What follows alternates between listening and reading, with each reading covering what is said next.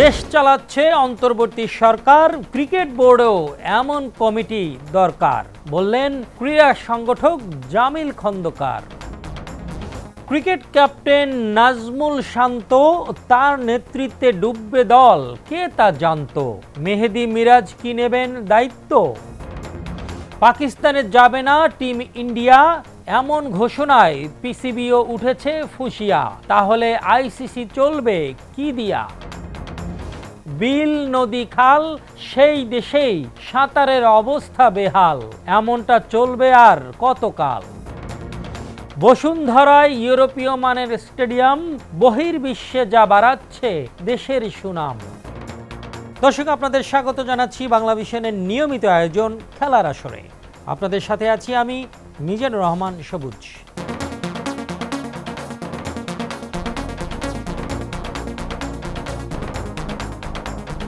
বলা হয় ভারত পাকিস্তান চিরশত্রু, আসলেই কি তাই?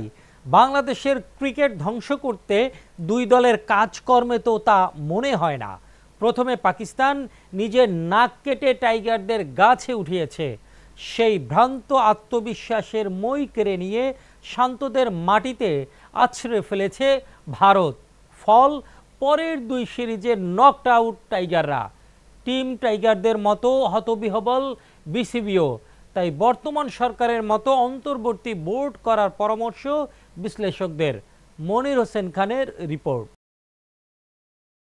এদেশে হাজারো না পাওয়া বঞ্চনায় মাঝে মধ্যেই উৎসবের উপলক্ষ হয়ে আসে ক্রিকেট।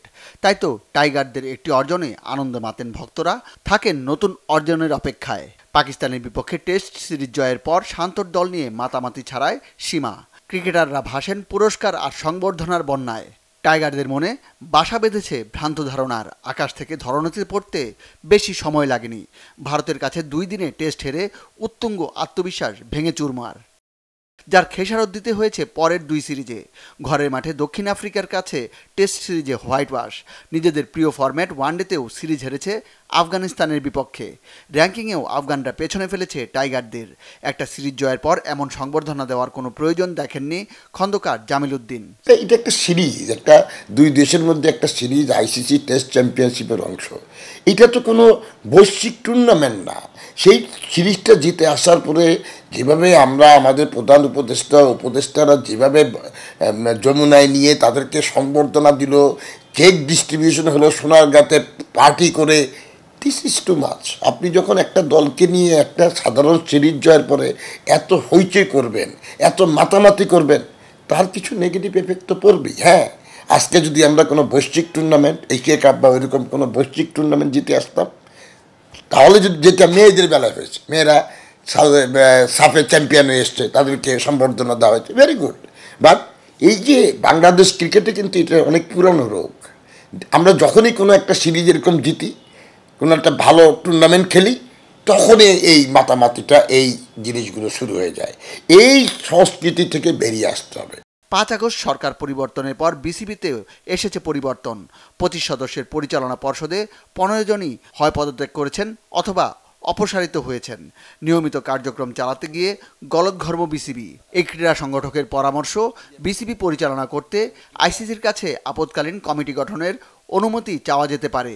আমি মনে করি যে আপৎকালীন ব্যবস্থা হিসাবে বিসিবি যেটা করতে পারে সেটা হচ্ছে আইসিসির থেকে একটা অন্তর্বর্তীকালীন, যেটা আমাদের অন্তর্বর্তী সরকার যেরকম, এরকম একটা অন্তর্বর্তীকালীন 1 বছরের জন্য নির্বাচনের আগ পর্যন্ত একটা অন্তর্বর্তীকালীন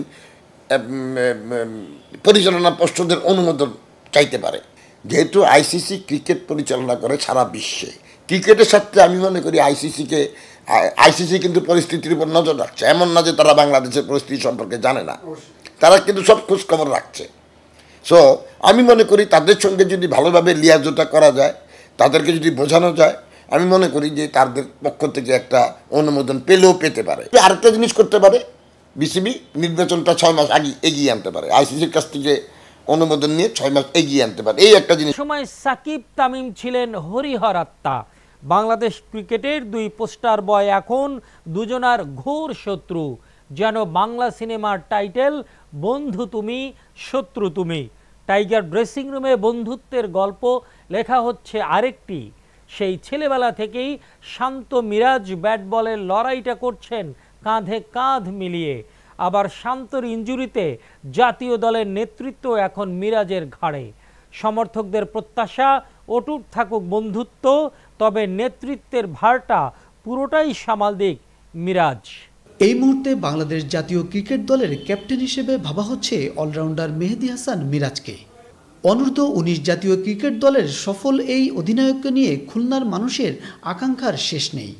বিশেষ করে ছোটবেলার কোচ মোহাম্মদ আল মাহমুদ ও বাল্যবন্ধুরা লাল সবুজ পতাকার নতুন কাপ্তান হিসেবে মেহেদী হাসান মিরাজকে দেখতে চান। আর তার ভক্তরাও চান মিরাজের হাত ধরেই বিশ্ব ক্রিকেটে অদম্য হয়ে উঠুক টাইগাররা।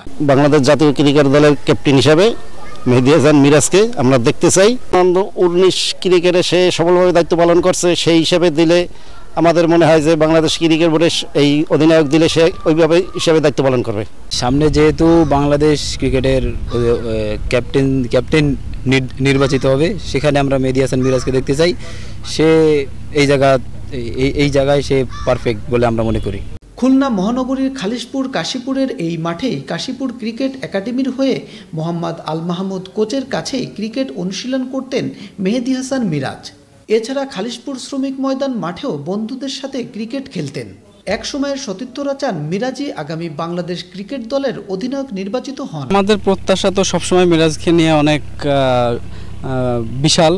তবে আমরা আসলে যে শুধু যে আন্ডার-19-এ ও ক্যাপ্টেনশিপ করছে এমন না, ও আন্ডার-13 থেকে যতগুলো এজ লেভেল ও খেলে আসছে সব কিছুতেই আসলে ও ক্যাপ্টেনশিপ করে আসছে, যার কারণে যে লিডারশিপটা থাকার দরকার আছে একটা টিম পরিচালনা করার জন্য, এটা মনে হয় ওর ভিতরে ছোটোবেলা থেকেই আছে। এটা আসলে সে যখন আপনার আন্ডার-13-এ কিন্তু সে সেরা খেলোয়াড় হয়েছে এবং সে আন্ডার-19-এ সে সেরা খেলোয়াড় হয়েছে। এটা কিন্তু তার ক্যাপ্টেন থাকাকালীনই সে তার এই পারফর্মগুলো আমরা তার কাছ থেকে পেয়েছি। সুতরাং আমরা এটা আমাদের প্রাণের দাবি যে আসলে সে বাংলাদেশ জাতীয় টিমের সে সফল অধিনায়ক হিসেবে আসুক, এটা আমাদের খুলনার মানুষের প্রাণের দাবি। মিরাজ আমাদের থেকে একটু জুনিয়রে আসছে, আমরা যখন খেলাধুলা করছি, তা ব্যাপারটা হচ্ছে ছোটোবেলা থেকে ওর ভিতরে এইরকম একটা লিডারশিপের একটা মনোভাব সবসময় দেখা যাইতো। কিছু নতুনত্ব সবসময় ট্রাই করার চেষ্টা করতো এবং মানে একটা জিনিসই ওর ভিতরে সবসময় খেয়াল করা যেত যে ওর ভিতরে একটা লিডারশিপ আছে, যেটা এখনও সে বিদ্যমান তার ভিতরে। এবং মানে যেহেতু সে এজ লেভেল থেকে আসলে এই দায়িত্বগুলো পালন করে আসতেছে, সুতরাং আমার মনে হয় না তার কাছে এটা কোনো মানে প্রেশারের কোনো কারণ হয়ে যাবে।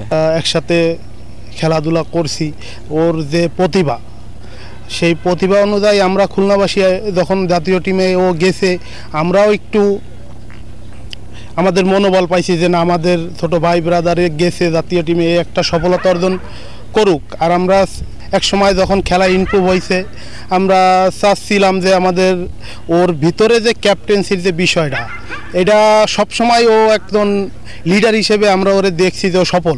মেহেদী হাসান মিরাজের ছোটবেলার কোচ বলছেন বয়সভিত্তিক দল থেকেই অধিনায়কত্ব করার অভিজ্ঞতা রয়েছে মিরাজের। শুধু তাই নয়, দলকে নেতৃত্ব দেওয়ার পাশাপাশি পারফরমেন্স ধরে রাখারও অসাধারণ দক্ষতা রয়েছে তার। আর তাই মিরাজ অধিনায়ক হলে দলকে ভালো কিছু উপহার দিতে পারবেন বলে জানান তার ছোটবেলার কোচ মোহাম্মদ আল মাহমুদ। মিরাজ হচ্ছে বয়সভিত্তিক সব ক্রিকেটেই মিরাজ মোটামুটি অধিনায়ক ছিল এবং অধিনায়ক হিসেবে বিচক্ষণতার পরিচয় সব জায়গায় দিছে। ওর অধিনায়কত্ব করার ইয়েটা আছে, অভিজ্ঞতা আছে, নাই যে তা না। আর ও মানে অধিনায়কত্ব জিনিসটারে অনেকে এনজয় করে। আমার জায়গায় যে কোনো গুরু হইলেই স্যার হইলেই চাইবে তার শিষ্যর ভালো একটা জিনিস।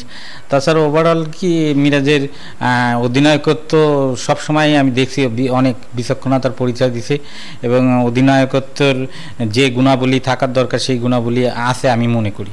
অধিনায়কত্ব জিনিসটা হচ্ছে সাহসিকতার ব্যাপার, সিদ্ধান্তগুলি খুব ভালোভাবে নিতে হয়, যে সিদ্ধান্ত যে সময় কাজে লাগে সেই সিদ্ধান্তগুলি নিতে হয়। আমার মনে হয় এই জিনিসটা মিরাজের ভিতরে আছে এবং এটা মনে হয় ভালোভাবেই মিরাজ ইউজ করবে আমার মনে হয়।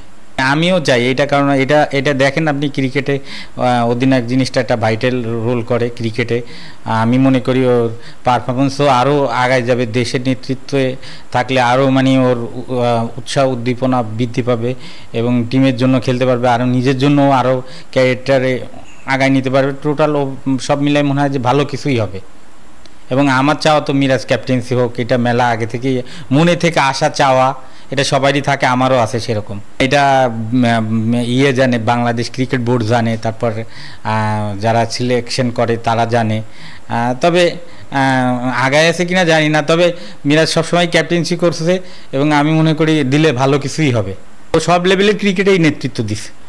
ও যত বয়সভিত্তিক খেলা, বিভিন্ন একাডেমিকাল, তারপরে আপনি অনূর্ধ্ব 15 দল বলেন, অনূর্ধ্ব 17 দলেন বলেন, 19 বলেন, জেলা বলেন, বিভাগীয় বলেন বা পর্যায়ে ক্যাপ্টেন্সি কোর্স, ক্যাপ্টেন্সি একটা চাপ থাকে বা প্রেশার থাকে।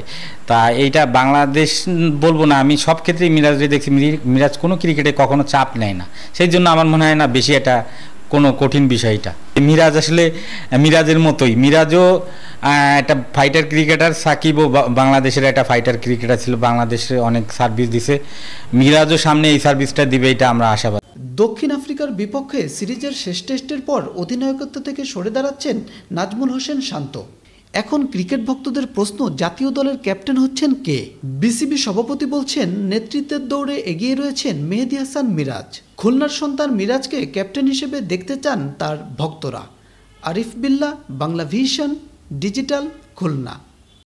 সাহেব বলেন চমৎকার, মোসাহেব বলে হুজুরের মতে অমৎকার। বিসিসিআই আর আইসিসির সম্পর্কটাও অনেকটা সাহেব মোসাহেবের। ভারত বলছে পাকিস্তানের চ্যাম্পিয়ন্স ট্রফি খেলতে যাবে না। আইসিসিও তাদের সাথে তাল মিলিয়ে তুলেছে সুর, জি হুজুর, জি হুজুর। তবে এবার পাকিস্তানও বসেছে মেকে। অতিরিক্ত হাত কসলানোর ফল বেকায়দায় আইসিসি নিজেই। শহীদ খানের ডেস্ক রিপোর্ট। পাকিস্তান সরকার বারবার বলে এসেছে আন্তর্জাতিক টুর্নামেন্টের স্বার্থে রাজনীতিকে খেলাধুলার সঙ্গে মেশানো উচিত নয়, কিন্তু ভারত সরকার সেই কথা কানে না নেওয়ায় দেশটির বিপক্ষে খেলার ব্যাপারে বিধিনিষেধ জারি করার কথা ভাবছে পাকিস্তান সরকার। বার্তা সংস্থা এএফপি সহ বেশ কয়েকটি সংবাদ মাধ্যম জানিয়েছে পিসিবিও সরকারের নির্দেশ অনুযায়ী ভারতের বিপক্ষে কোনো ধরনের ম্যাচ না খেলা এবং ভবিষ্যতে ভারতের দল না পাঠানোর পরিকল্পনা করছে। এক কথায় ভারত বর্জনের ডাক দিতে যাচ্ছে পাকিস্তান। রাজনৈতিক বৈরিতায় 16 বছর ধরে পাকিস্তান সফরে যাচ্ছে না ভারত ক্রিকেট দল। সাম্প্রতিক বছরগুলোয় অস্ট্রেলিয়া, ইংল্যান্ড, নিউজিল্যান্ড, দক্ষিণ আফ্রিকা সহ টেস্ট খেলুড়ে প্রায় সব দল নির্বিঘ্নে পাকিস্তানে গিয়ে খেললেও নিরাপত্তা সংখ্যাকে কারণ দেখিয়ে বারবার দেশটিতে দল পাঠাতে অস্বীকৃতি জানিয়ে আসছে ভারত। 2025 থেকে 2031 পর্যন্ত 7 বছরে ভারতে আইসিসির 4টি বড় ইভেন্ট হওয়ার কথা। 2025 মেয়েদের ওয়ানডে বিশ্বকাপ, 2026 টি20 বিশ্বকাপ, 2029 চ্যাম্পিয়ন্স ট্রফি এবং 2031 ওয়ানডে বিশ্বকাপ। এই 4 টুর্নামেন্ট খেলতে পাকিস্তান দল যদি ভারতে না যায় অথবা টুর্নামেন্ট সরিয়ে নিয়ে যদি অন্য কোথাও আয়োজন করা হয় এবং পাকিস্তান তাতেও ভারতের বিপক্ষে খেলতে অস্বীকৃতি জানায়, তাহলে অর্থনৈতিক দিক থেকে বিরাট লোকসানের মুখে পড়বে আইসিসি। সব দিক দিয়ে লাভবান হওয়ার আশায় আইসিসি অনেকটা ঘোষণা দিয়ে ভারত পাকিস্তানকে তাদের যে কোনো টুর্নামেন্টে একই গ্রুপে রাখে, কিন্তু ভবিষ্যতে পাকিস্তান যদি ভারতে খেলতে না যায় অথবা ভারতের বিপক্ষে ম্যাচ বয়কট করে তাহলে দর্শকের আগ্রহ কমে যেতে পারে। এতে সম্প্রচারকারী প্রতিষ্ঠান ও পৃষ্ঠপোষকেরাও মুখ ফিরিয়ে নিতে পারে, যা আইসিসির প্রত্যাশিত রাজস্বে নেতিবাচক প্রভাব ফেলবে। সম্প্রচার সত্য ও পৃষ্ঠপোষক এই দুই খাত থেকে আইসিসি সবচেয়ে বেশি আয় করে থাকে। 2024 থেকে 2027 চক্রে সম্প্রচার সত্য থেকেই আইসিসির $320 কোটি আসার কথা, বাংলাদেশি মুদ্রায় যা 38,255 কোটি 52 লাখ টাকা। এই সময়ে অন্যান্য খাত থেকে সংস্থাটি আরও $100 কোটি অর্থাৎ 11,954 কোটি 85 লাখ টাকা প্রত্যাশা করছে। আইসিসির বিপুল পরিমাণ আয়ের বড় উৎস ভারত পাকিস্তান ম্যাচ, যা ধারাবাহিকভাবে রেকর্ড দর্শক নিয়ে আসে এবং ক্রিকেট প্রেমীদের আগ্রহ তুঙ্গে নিয়ে যায়। আহমেদাবাদে গত ওয়ানডে বিশ্বকাপে ভারত পাকিস্তান ম্যাচটি ঘিরে অভূতপূর্ব আগ্রহ তৈরি হয়েছিল। ভারতের টিভি চ্যানেলগুলোয় খেলা দেখেছে 17 কোটি 30 লাখ দর্শক। ডিজিটাল প্ল্যাটফর্মে দর্শক ছিল আরও বেশি, 22 কোটি 50 লাখ। ডিজনি প্লাস হটস্টার তো দাবি করেছিল তাদের প্ল্যাটফর্মে সরাসরি খেলা দেখায় সবচেয়ে বেশি দর্শকের বিশ্ব রেকর্ড গড়েছে ভারত পাকিস্তান ম্যাচ। আইসিসি ইভেন্টে ভারত পাকিস্তান ম্যাচ খোদ বিশ্ব ক্রিকেটের জন্যই ভীষণ গুরুত্বপূর্ণ। কারো কারো মতে ভারত পাকিস্তান ম্যাচ না হলে সব ধরনের সম্প্রচার ও পৃষ্ঠপোষক প্রতিষ্ঠান চুক্তি থেকে সরে আসবে। সেক্ষেত্রে আইসিসির আয় কমে গেলে তা বিশ্ব ক্রিকেটের উপর নেতিবাচক প্রভাব ফেলবে। স্বাভাবিকভাবেই ক্রিকেট বোর্ডগুলোর রাজস্ব বণ্টনের হার কমে যাবে, যা বিশ্বব্যাপী ক্রিকেটের উন্নয়নকে বাধাগ্রস্ত করবে। শহীদ খান, বাংলা ভিশন স্পোর্টস ডেস্ক। নদীমাতৃক বাংলাদেশে বেহাল দশা সাঁতারের, সম্ভাবনা থাকার পরও পিছিয়ে পড়ছে এদেশের সাঁতারুরা। অলিম্পিক, কমনওয়েলথ, এশিয়ান গেমস দূর কি বাত, সাফ গেমসেও স্বর্ণের নিশ্চয়তা মেলে না। দায়টা যতটা না সাঁতারুদের, তার চাইতে ঢের বেশি কর্তাদের। মানিক মাহমুদের রিপোর্ট। চীনের দুঃখ হোয়াংহো নদী, বাংলাদেশের সাঁতারের দুঃখ ইলেকট্রনিক স্কোরবোর্ড। 2019 সালে কয়েক কোটি টাকা ব্যয়ে স্কোরবোর্ড নির্মিত হলেও এখনও তা অচল। সাঁতার পুরোটাই টাইমিং নির্ভর খেলা, অথচ জাতীয় সাঁতার প্রতিযোগিতা ও অনুশীলন হয় হ্যান্ড টাইমিংয়ে।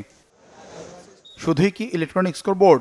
পুলের পানি গরম রাখার ব্যবস্থা না থাকায় শীতকালে হয় না অনুশীলন। আছে আরও অনেক সমস্যা। এত সীমাবদ্ধতা নিয়ে সাঁতারুদের কাছ থেকে আন্তর্জাতিক অঙ্গনে পদক প্রত্যাশা করাটাই কঠিন। অলিম্পিক, কমনওয়েলথ, এশিয়ান গেমস তো অনেক দূর। সাফ গেমস অর্থাৎ এসএ গেমসে পদক জয় এখন অলিক স্বপ্ন। ইলেকট্রিক টাইমিং আর হ্যান্ড টাইমিং রাত দিন ডিফারেন্স।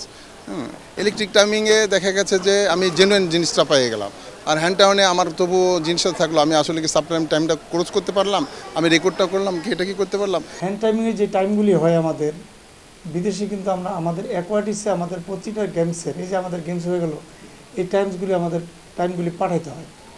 এই টাইমগুলি কিন্তু অ্যাকোয়াটিক্সে কোনো গ্রহণযোগ্যতা পায় না।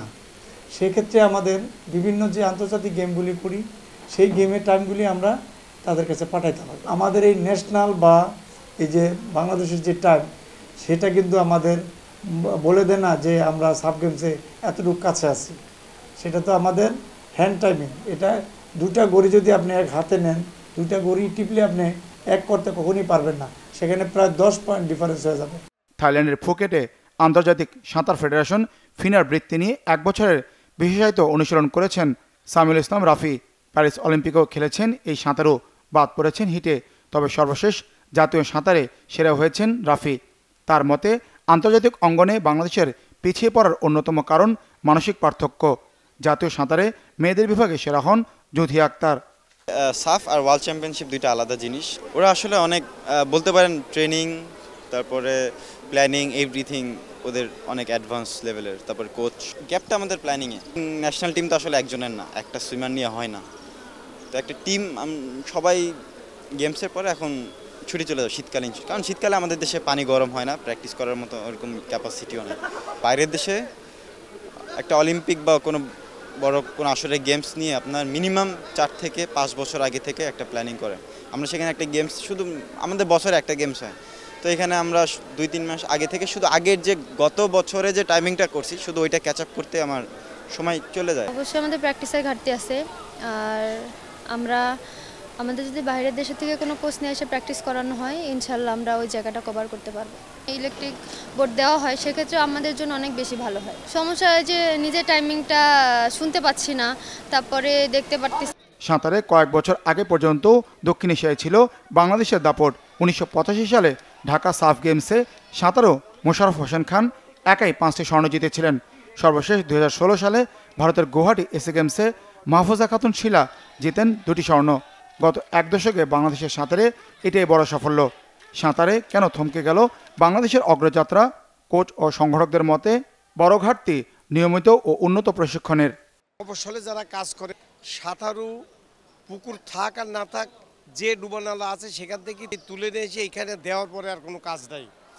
এই ফেডারেশনকে সচল হতে হবে, ফেডারেশনকে তাদের দীর্ঘমেয়াদী ট্রেনিংয়ের ব্যবস্থা করতে হবে। সুইমিং আপনি 10 দিন ট্রেনিং করার পরে যদি আপনি এটাকে অফ করেন, ওই আবার 10 দিন পরে শুরু করেন, তাহলে এই 10 দিনের রেজাল্ট আপনার 0।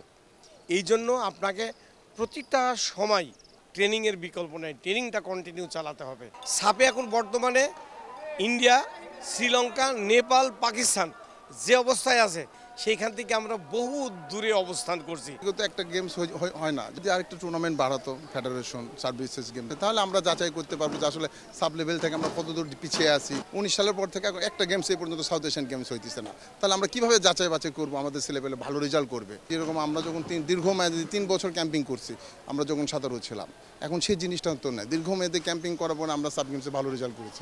আছে নানা প্রতিকূলতা, তারপরও আগামী সাফে স্বর্ণপদক জয়ের খরা কাটানোর আশা করছে ফেডারেশন। দীর্ঘদিন যাবত আমরা চেষ্টা করছি যে সাবে আমাদের রেজাল্ট হতো না, গোল পাইনি। সাব গেমসে আমরা যাতে ভালো একটা রেজাল্ট করি, যে কোনো সময় হয়তো সাব গেমসের একটা সময় ফিক্সড হয়ে যেতে পারে, সে ব্যাপারে চিন্তাভাবনা রেখে আমরা ক্যাম্পেইনটা স্টার্ট করেছি নিজের ফেডারেশনের, সম্পূর্ণ ফেডারেশনের অর্থায়নে। সেটার ফলশ্রুতিতেই আমাদের আজকের ন্যাশনালের এই রেজাল্ট 10টি রেকর্ড। আমরা বিদেশি কোচ আনার ব্যাপারে আমরা খুব আশাবাদী যে আমরা কোরিয়া বা চীন থেকে কোচ আনার ব্যাপারে আমরা কাজ করছি, হয়তোবা খুব তাড়াতাড়ি আমি এর একটা সুফল পাবো। সাঁতার অলিম্পিকের সবচেয়ে বড় আকর্ষণীয় ডিসিপ্লিন। ওয়াইল্ড কার্ড নিয়ে প্রতি আসরে অংশগ্রহণ করে বাংলাদেশের সাঁতারুরা। নদীমাতৃক বাংলাদেশে সাঁতারে অপার সম্ভাবনা থাকলেও ক্রীড়া মন্ত্রণালয় ও জাতীয় ক্রীড়া পরিষদের সুদৃষ্টি খুব কমই ছিল এই খেলার প্রতি। সবসময় নানা ঘাটতি নিয়েই চলেছে সাঁতার। Manik Mahmud, Bangla Vision, Dhaka. Bernabeu, Camp Nou, Allianz Arena, Old Trafford নামগুলো নিলেই ভেসে ওঠে ফুটবল পায়ে বিশ্ব তারকাদের ছবি। ফুটবলারদের পাশাপাশি এই স্টেডিয়ামগুলো কিন্তু কম জনপ্রিয় নয়। মাঠ থেকে শুরু করে ফ্যাসিলিটিস সব কিছুতেই নান্দনিকতার ছাপ।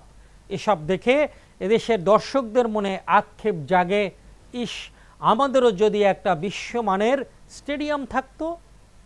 দর্শকদের দুধের স্বাদ কিছুটা হলেও ঘোলে মেটাবে বসুন্ধরার কিংস অ্যারেনা।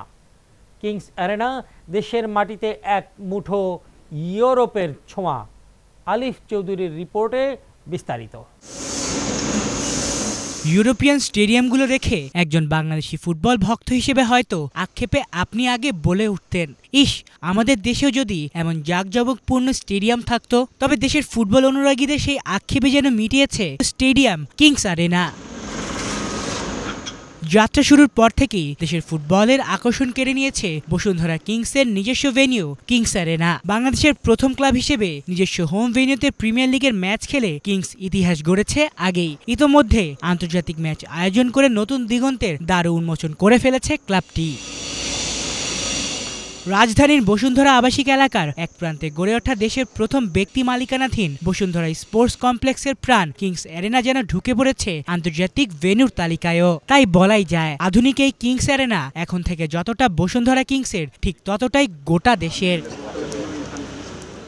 2019 সালে 55 বিঘা জমিতে ক্রিকেট ও ফুটবল মাঠ সহ বেশ কিছু স্থাপনা নির্মাণের প্রাথমিক পরিকল্পনা ছিল বসুন্ধরা গ্রুপের। তবে দিন যত গড়িয়েছে কমপ্লেক্সের আয়তন বেড়ে দাঁড়িয়েছে 300 বিঘায়। প্রায় 15,000 কোটি টাকা ব্যয়ে গড়ে উঠেছে এই ক্রীড়া কমপ্লেক্স।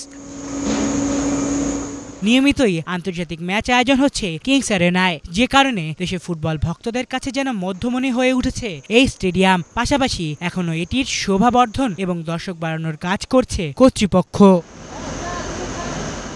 আলিফ চৌধুরী, বাংলা ভিশন, ঢাকা। দর্শক, এই ছিল এবারের আয়োজন। পরবর্তী পর্বে আবার দেখা হবে। সে পর্যন্ত ভালো থাকুন, নিরাপদে থাকুন আর বাংলা ভিশনের সঙ্গেই থাকুন।